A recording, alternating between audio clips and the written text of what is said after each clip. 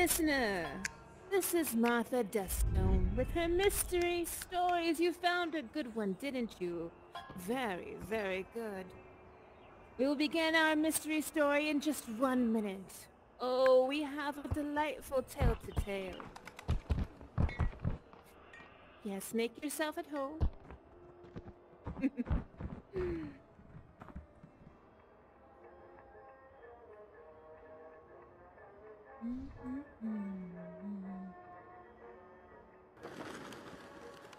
Hello, listeners. This is Martha Deathstone with Mystery Stories. Now you know I do rely on you, the listener, to help us with the tale. Are you ready, listeners? Are you ready to help? Yes? Wonderful. This story is called The Lighthouse. Edgar had lived by the lighthouse his whole life. He even spent some time as a sailor. And now, into his retirement, he sat at the lighthouse, watching the sunset and looking after ships from the tall, tall tower, making sure they didn't crash into the rocks. Then one night, in the dark purple mist out in the ocean, he saw something. What did he see, listeners, out in the ocean? Something very far away. In the purple mist, something appeared.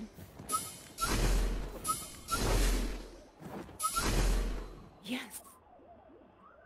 Out in the purple mist was a single, solitary dolphin, diving in and out of the waters, all by itself.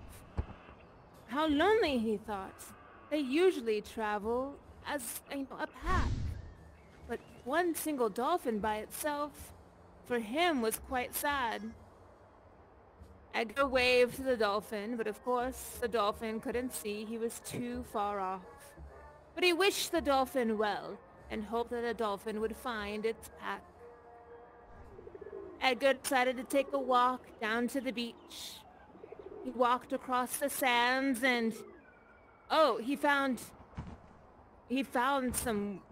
oh dear, listeners. He found pieces of a boat that had been smashed. But he had not seen a boat last night or that morning. He gathered some of the wood to see, but no, there was no boat in sight. Oh dear, he thought. Something horrible must have happened. He gathered as much as he could and he looked for signs of life, but he saw nothing. He went back to his lighthouse so he can get a good view of the ocean, and there was nothing there. Well, dear, he thought. Perhaps he should have something to eat and steady his nerves. He went down to his pantry and he made his favorite meal. What was Edgar's favorite? What was his favorite thing to eat? Oh, you know. Very good. Oh, yes. Roasted duck. He prepared the roasted duck on an open flame and ate it by himself. He looked through different pictures and things of his past. Pictures of him and his fellow sailors. Of Lacey, his one love. He wondered what Lacey was up to. He looked out on the ocean again and... oh, listeners, there was a ship outside. A ship! Oh dear! He ran as fast as he could to the top of the lighthouse. He switched on the light, shining it towards them as a beacon. They were getting too close to the rocks, and he looked out and... it was gone.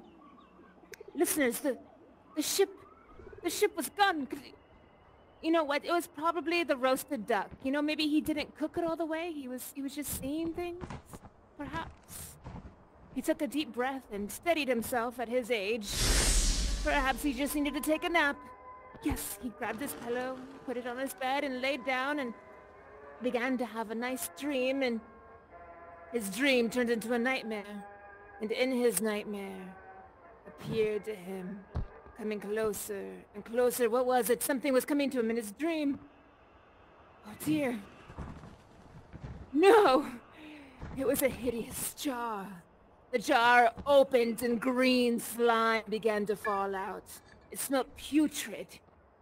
Oh, it was horrendous. And then he woke up. It was the middle of the night and the moon shined out. He decided that he would take a walk onto the beach to steady himself. As he walked down to the beach, he saw... Oh, listeners. He saw a dead seagull. A dead seagull just laying there on the beach. Oh, the poor thing. Should he bury it? Or should he toss it out to sea? What say you? Should he bury it? Throw it out to sea. Yes.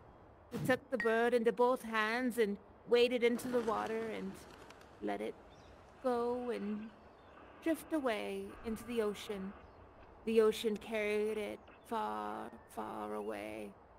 Poor, poor thing, he saw. And then he saw the dolphin. The solitary dolphin jumped up, did a twist, and back down again.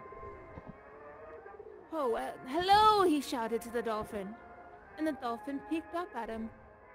Its eyes were almost human, staring back at him. And then it disappeared back into the waters. Well, at least I have a dolphin to keep me company. Still feel horrible about that seagull, he thought. He went back up to his room, sat down on his couch, and began to read a book. When he heard screams coming out from the ocean. He heard terrible, terrible screams. A fire, he thought. He looked out and there was a ship again, only now the ship was on fire. Horrible screams coming from it. He ran down to the dock and... Oh dear, the ship was really, really there. And there was a dolphin, jumping up and down, trying to signal for him. Oh dear, he grabbed his rowboat, jumped inside, and began to row towards that flaming boat. He has to save them. He thought he has to. When he got up there, the boat disappeared. There was no boat. It was just him and his rowboat and the dolphin. And then he made eye contact with the dolphin again. The dolphin turned, staring at him in his eyes. And the dolphin... What did the dolphin do? The dolphin put his nose against the cheek of Edgar. And he knew what this was. This dolphin was to take him to the other side. Should Edgar follow the dolphin? Should Edgar get out of the boat and swim with it? What do you think? Yes or no? Yes? Edgar put his legs into the water, chilling at first, but then he wrapped his arms around the dolphin, holding tight. The dolphin swam deep down into the depths, where he saw all fish. He saw a shark. He saw bits of boat. He saw... Oh my goodness, he saw a vision of Lacey, his one true love, through a portal. They swam through the portal and whoosh, they were back on top of the ocean. Edgar looked at the dolphin, and the dolphin disappeared. Edgar sat there in the waters. He was in a different beach, in a different place, he was young again. He swam towards the shore, and there was Lacey, just sitting on the shore. He ran to her and hugged her. They were both young, and as they were restored in his mind, he thought. The seagull that he put into the ocean was flying high above them, chirping what he could only imagine to be a love song. He hugged Lacey.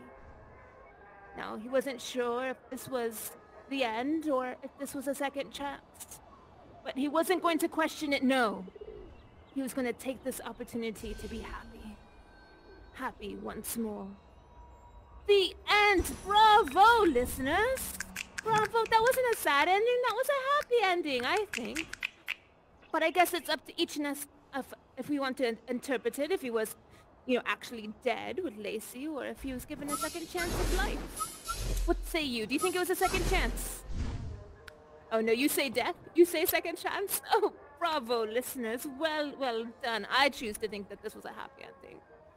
This is just fabulous. You know, I really do enjoy my time with you. It gets so terribly lonely stuck inside of this box. And my favorite thing to do is to spend my days with you. Do you know that? How much this actually means to me? It really does mean the world. You know, long ago, my sister and I, we would have our own radio show, and she would do all of the sounds, you know, like the clip-clop of shoes she would do, and I would tell the stories. If there was a door creaking, she would open the door. We had such a wonderful studio, and, well, one day there was a horrible storm, and we were struck by lightning, and, well, I don't remember anything after that. But I am happy I'm here with you. Oh, really, I am. Oh, the story, I almost forgot. The story was brought to you by Time Boat, One Mask, One Ride. Thank you, dear listeners. This is Martha Deathstone signing off. Ta-ta for now. Bye-bye.